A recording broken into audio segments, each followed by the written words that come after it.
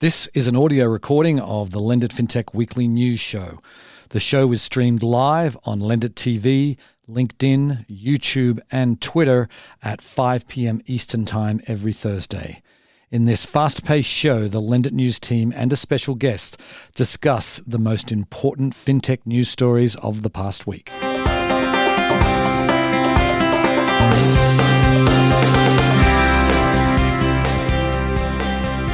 Good afternoon, everybody, and welcome to the Fintech Nexus Weekly News Show. My name is Peter Renton, Chairman and Co-founder of Fintech Nexus, joined, as always, but no, actually, he wasn't here last week because he just had a baby, and he's taking time out from his 8-day-old boy to join us here on the news show. How are you doing, Todd?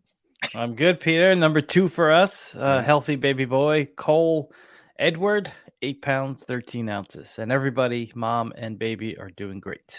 Excellent news. And our special guest today, back again, Tim Lee. How are you doing, Tim? Doing fantastic. Congratulations, Todd. Thank Peter, you. always good to be here. All right. Well, before we start, we just want to acknowledge the Queen's passing today. It was obviously a very, very big news story that's dominating the thoughts of those of us in fintech, particularly in the UK. So wanted to acknowledge that. But we do have a busy news show to get to, and we are going to start talking about bank-fintech partnerships. I mean, this is something that we started talking about in like 2014 or even earlier.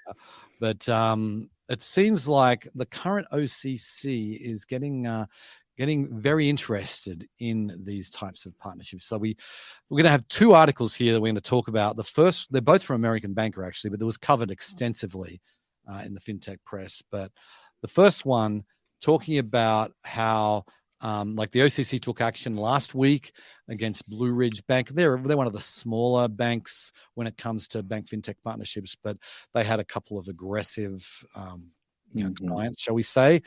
But that was the first hint that that there was something going on here. And the OCC has said that many of these banks that are in the bank fintech partnership game are small banks, so they're going to be paying attention to these. So, any thoughts on that, guys? I think the initial thought was, and reading the articles, some of the stuff that he talked about, I think is sensible, especially when it comes to like cyber risk and those things, because obviously if a fintech that's building fast is partnering with some of the banks, and these banks are obviously more regulated entities. They're chartered, depending if it's state or federal or whatever. You don't want to bring in companies and technology that's not tested and proven and potentially opens up risk in ways like that. So I think in those terms, I'm all for, making sure there's certain bars to hit. But then he kind of felt like he jumped from there to like the extreme other side, saying that this could cause another financial crisis. And I think he's playing a little bit to either the press or certain regulators or even legislators on some of his comments, because I think it's quite a leap from where he started to where he ended up. And I think the market should play out some of this stuff. If there's bad products, people won't buy them, or they'll be too high priced, and the lower priced products will win. But I think he's being a bit aggressive. Maybe he's posturing in some ways. I don't know. Yeah, I mean, 10 years ago we had the cross-servers, the web banks of the world, the 2-3 big ones out there that are doing these partnerships. Now there's a long tail of banks are trying to copy the model, right? Maybe have got enamored with how they're going to make money with fintech partnerships. I think I know firsthand that some of these onboarding process has been loosened up a little bit.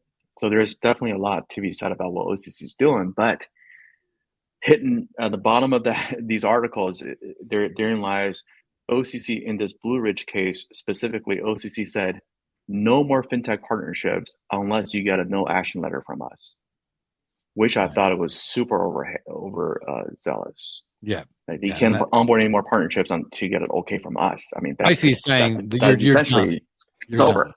Yeah.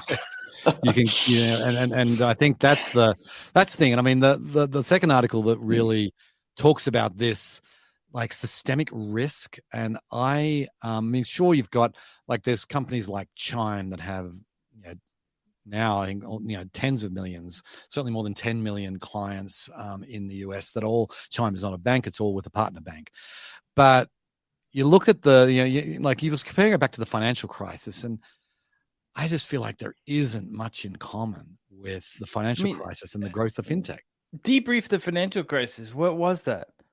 Yeah, There I mean, was a lot of greed. Yeah, it was a lot agreed, Mhm. and mortgages were out of control, and that's Yeah, but it was greed taking advantage of people who didn't understand the product and then understanding how to flip it quickly over and over again. And so, this is technology that's attempting, in many cases, I'm not saying that there's not bad actors out there, giving products to people at lower costs, at the same time keeping a lot of community banks, the Blue Ridges of the world, competitive enough to keep that one branch or two locations in a spot that, if this branch left, would have zero banks in their towns.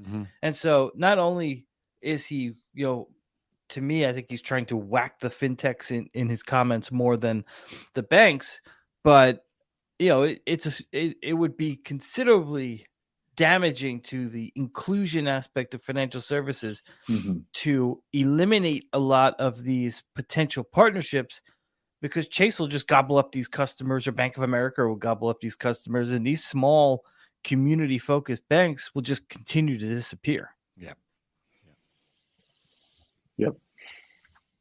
All right. Well, I mean, that it's to be continued, obviously, because this was just, really a speech that acting comptroller Sue was giving this week, and nothing has actually happened yet, apart from obviously the Blue Ridge action has happened. But there's everybody else. It's just a case of, ramp up your compliance departments. If that's the message to fintech right now, because this is not a time for any unforced errors, because you will be punished, it looks like. So. And a lot of fintech should. I mean, they learned that lesson, after Series A, Series B rounds. Maybe this gets them to learn it a little bit earlier in the their growth stage. Yep. Okay, moving on. We're going to talk about UBS and Wealthfront. This came out late Friday, that UBS has abandoned their $1.4 billion acquisition deal for Wealthfront. This was announced in January, pretty much at the height of the fintech valuation bubble. So, that could be one of the reasons. We actually don't know. The UBS, they say they want to, they're obviously Swiss-based bank, but they want to make more inroads here in the US, particularly to the more sort of the less affluent of their typical customer base, and just didn't work out for them. They're investing $70 million, looks like, as a breakup fee into Wealthfront, but that's clearly they haven't been able to to basically come to terms. I'm still confused by this on the UBS side, because if you read the article that we have, which I think is from Bloomberg, this is like the fourth or fifth failure of the new CEO to get something kind of rolling in terms of a partnership and acquisition to bring the bank forward and cater to a customer that's not the uber wealthy type customer. And it just seems like an odd decision. I know the valuation stuff is probably an easy go-to to talk about in the press, but it just doesn't make much sense when you read the stated goals when they talked about the acquisition. I don't know how some of those are different now, other than maybe the valuations of fintechs. Yeah. Well, he certainly has a personal record of making some of these bigger deals, but I think the last four, it really fell through, not just with UBS, with its prior companies as well. But their whole strategy, UBS whole strategy, is going after Gen Zs and post-millennials, using some of these tools like RoboAdvisor, Wealthfront, And this was this whole thing. When they hired him, it was, we hired you for that digital banking experience, and this is his first leg of that journey.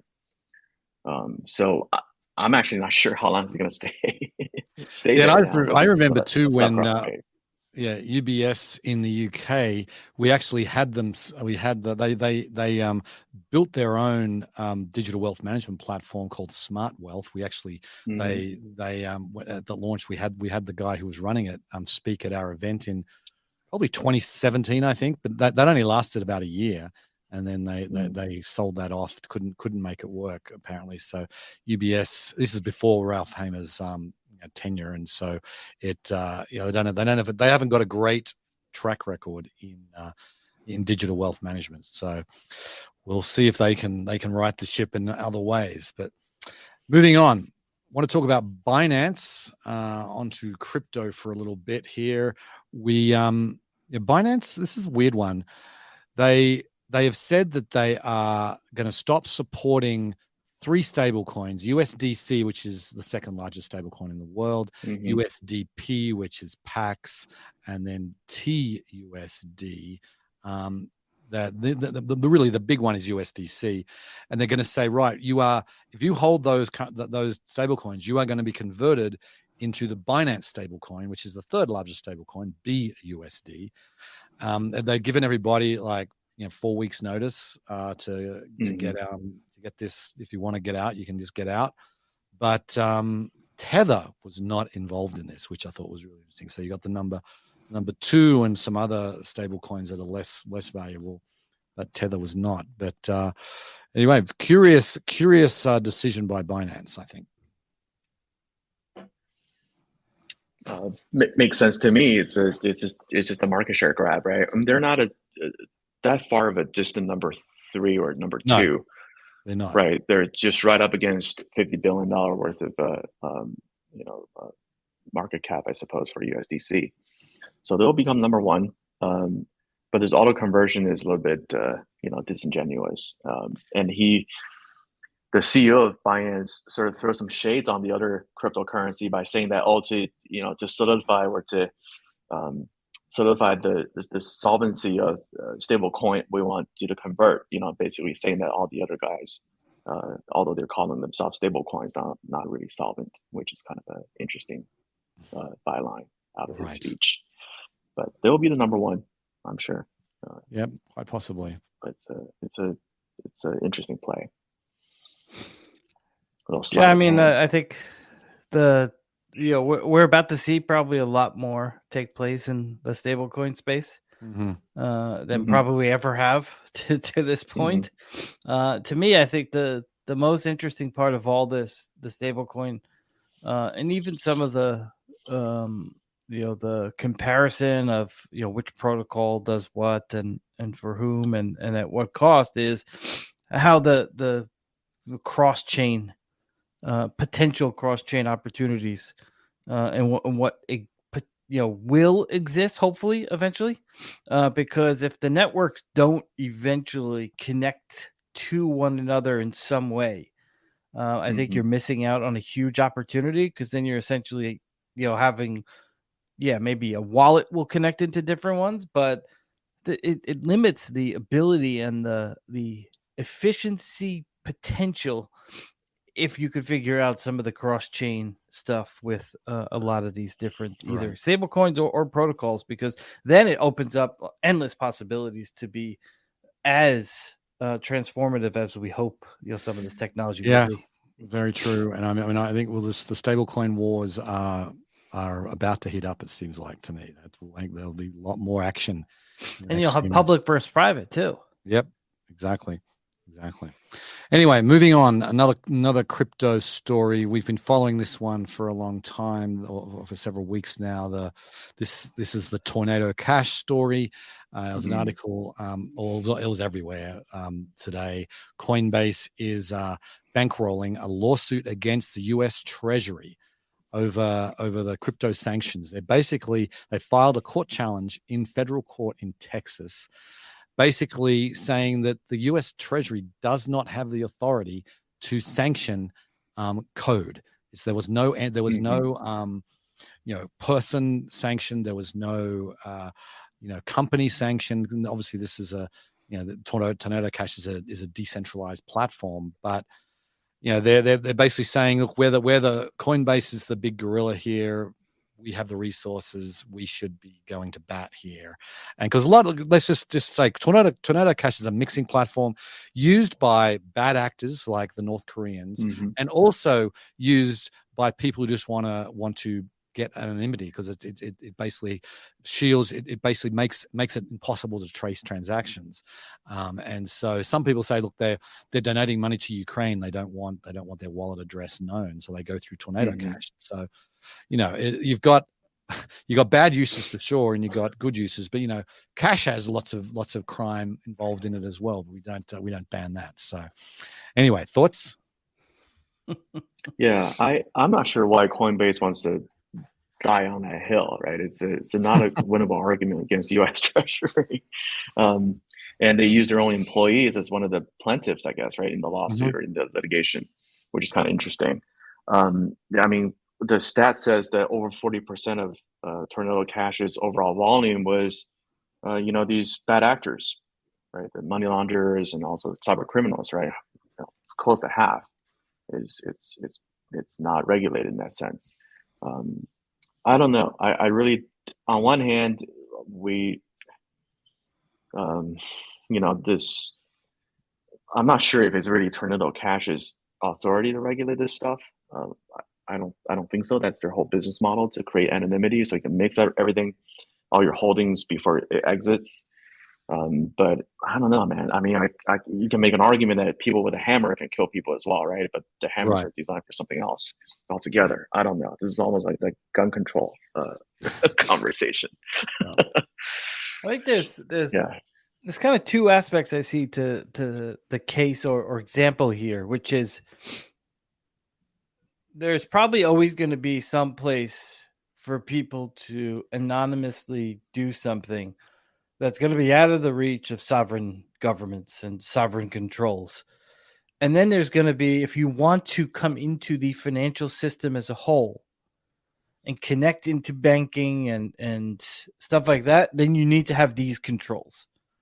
But this side over here will always have this, and there'll always be a cap as to how big that will get. Maybe it'll grow more over time. There'll be a hardcore group of people that will live and die by, it has to be anonymous, it has to be decentralized, it has to be, but the internet, there's plenty of things on the internet that are way outside the control of the government. Right. And as long as you know how to code, you can create your own Google, your own internet browser, and basically do whatever the hell you want on it.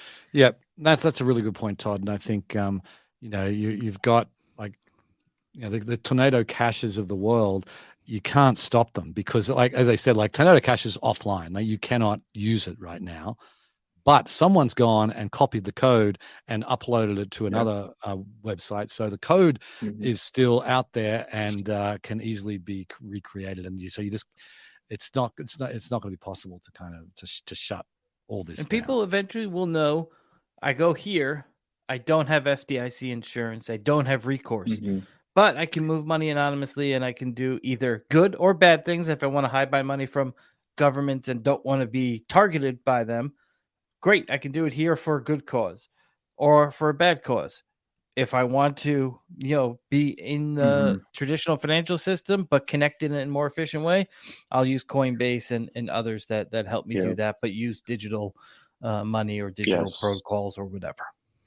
And being very tax efficient, if you know what I mean. Right. If the Treasury U.S. Treasury doesn't know you're moving money, there's no way to tax them. Yep. That might be the reason. Yeah. Okay, so moving on, I thought this is really interesting. We're actually going back to traditional banking. Zelle has there was an article in Forbes about Zelle, which is owned by 7 of the largest banks in the country, and they are moving now more money than more than double what Venmo moves, and more than 20 times what Cash App moves. And so they've become, and it's interesting. I just went on, my bank is one of the 7 banks that is on Zelle, and it's you go on. I just went on the app and you see it there. Send money, It's really easy, and I personally don't use it as much as Venmo, but I feel like Zelle has, they've got the sort of the customer base, because they've got so many.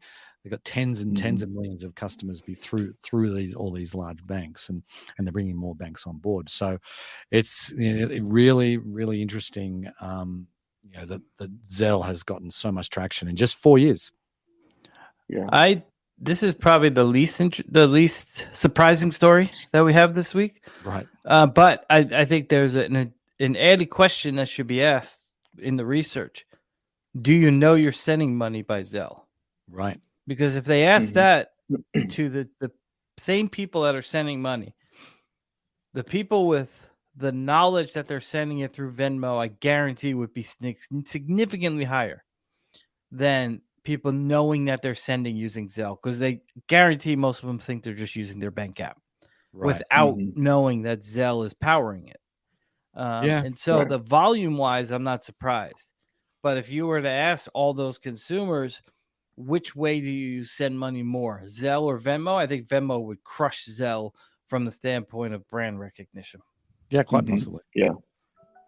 This makes perfect sense to me. I mean, Zelle sits on top of early warning services, which is owned by the 7 largest banks, and they have associated banks in that network as well. I mean, bank created their own rail essentially decades ago. The early warning services has been around for at least 20 years, I think.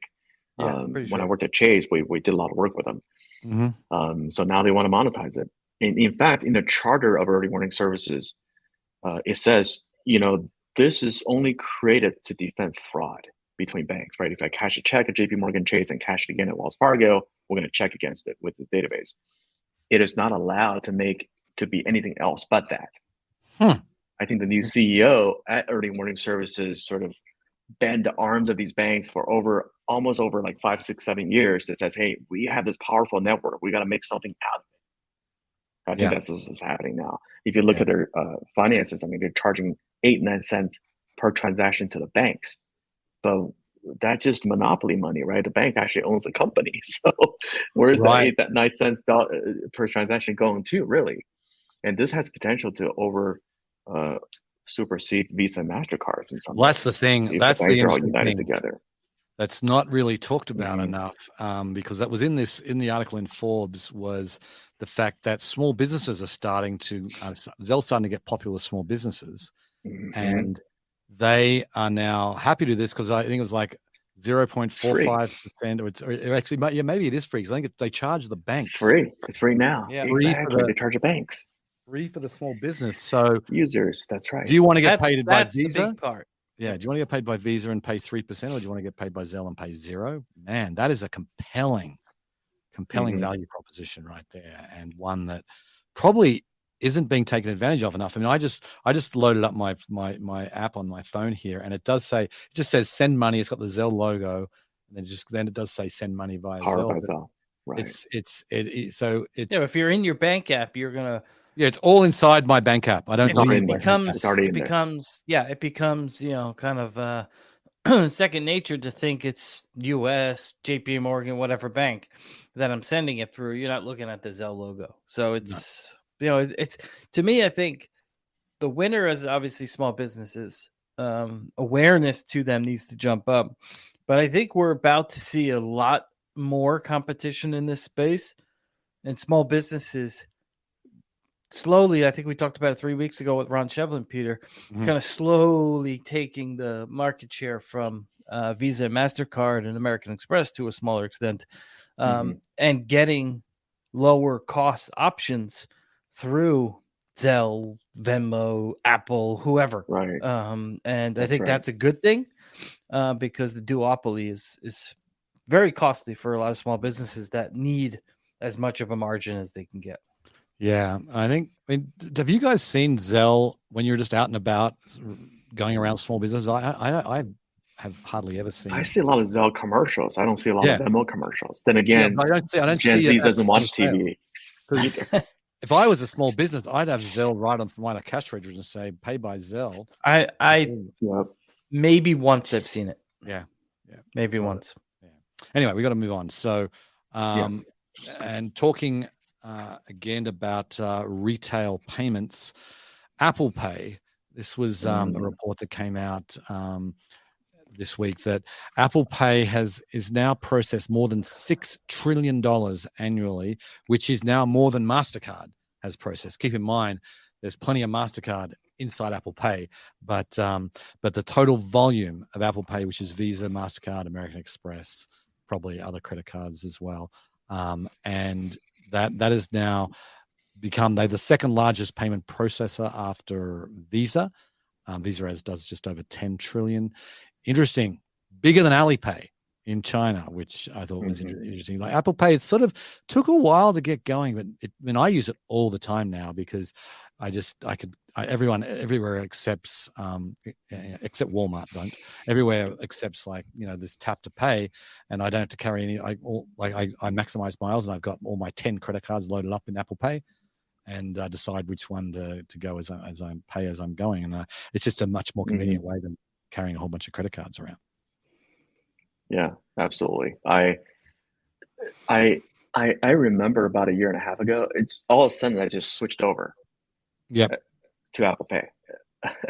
It's so much easier than it just clicked over for me for some reason. There was no distinct reason for it. I just remember I started using this overnight. Load all my credit cards on the thing and just start tapping. I think the big, or at least the huge change will happen when, I think, Peter, you mentioned Colorado's one of the small states, the few states that does this, which is your license goes on your phone. Yep. And so right now, most people still carry their license in a physical form, and along with that will come their wallet. And so I think people are starting to use both, kind of whatever's more convenient. They'll take out their phone, they'll pay for it. They're also used to doing that for like Starbucks and Dunkin' Donuts, and it's not a big step to then just use Apple Pay generally. There you go. There you go. But once that becomes widespread, then people are going to be like, all right, I don't need my wallet at all. Let me load up the cards. So I think it's on its way to getting there. I think we need a couple of non-financial steps to push the full market in that direction. But I mean, I think we're well on our way. And it's so convenient. I mean, it's so convenient because not just is it a payment tool. I mean, I've got my health insurance card on here. I'm going to the Broncos game, not this weekend, but next weekend, the home opener for the Denver Broncos, and the tickets are in my Apple Wallet. You got to pay that Russell Wilson salary now, Peter. And go Bills, by the way. Yes, Joe. I see Todd has his Bills shirt on. The football season opens tonight. Big game. Right. Big game indeed. Anyway, we're going to end with a really interesting story, and this is it's a funky story, but it's one that creepy one. Kind of gives me the creeps a little bit. But this is where we've been talking about tap to pay, right? Well, there's a company called Walletmor which allows you to implant an NFC chip under your skin, and you then can just. You always have a payment. It comes with an app, and it's NFC, so it doesn't need a power source. It just connects with wirelessly, and so you just need your hand to pay. And that, I mean, Elon Musk talks about putting implants in your brain. This is a little bit less intrusive than that, but even then, it's just not that much of a problem to have your phone to tap to pay. You still need your phone to make phone calls. Yes. Unless we're putting chips all up in our body. All right, let me get you this chip for my license and this chip to make a call. I think this is creepy. I don't think it's gonna attract anyone really. I think it's a novel idea, and I think it's kind of interesting to talk about. I don't think there's any real stuff here. I looked into this. It still needs an app to work. You still have to set it up in an app. And I went to one of their official professional installation places, at least on internet. It's a tattoo and piercing place. Really? So I have to think twice about having something injecting in my skin going to one of those places. Well, those guys, it probably makes sense to get or any professional body modifier. I don't know any professional body modifiers in my neighborhood, but that's what it says. Yes, and it says you can actually install it yourself. The kit is well put together enough you can actually just do yourself at home to. I couldn't even, it just gives me the heebie-jeebies. You know, We're also talking inject about yourself with it. Yeah, they're also the talking chip. about making it smaller, and this is going to get all the conspiracy theorists really, alive and well, saying you can inject it into your. Like the future one is going to have it as an injection, a self-injection. So you put a little, because the chip will be so small it can fit through a needle. Yeah, but that's I'm not going there anytime soon. But yeah, there's a whole new generation of people coming up that are probably going to be a little bit more open to it than us. Let's hope not. Yeah, it'll be interesting to see. Anyway, we are out of time. Thank you very much, everybody, for watching or for listening. Thank you, Tim. Great to see you again. Thank you, Todd. Good luck to your bills tonight. Thank you. And we'll be back same time next week. Have a great weekend, everybody. See ya. Be safe. Bye-bye. See you.